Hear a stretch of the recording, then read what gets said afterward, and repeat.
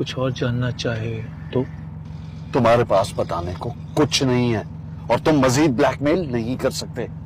انیسا جانتی ہے کہ اس کا باپ میں ہوں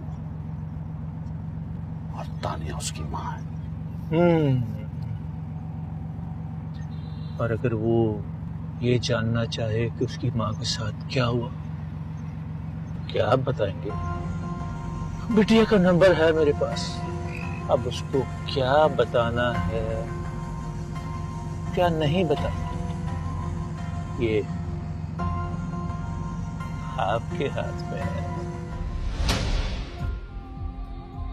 نہیں، تمہارے ابا اتنی بڑی بات کے بارے میں جھوٹ نہیں بولے. I don't think so. کیوں نہیں بولیں گے جھوٹ؟ ہر چیز کے بارے میں تو جھوٹ بولتے آئے ہیں وہ مجھ سے. اب تو وہ سچ بھی بولیں گے تو میں یقین نہیں کروں گی ان کا.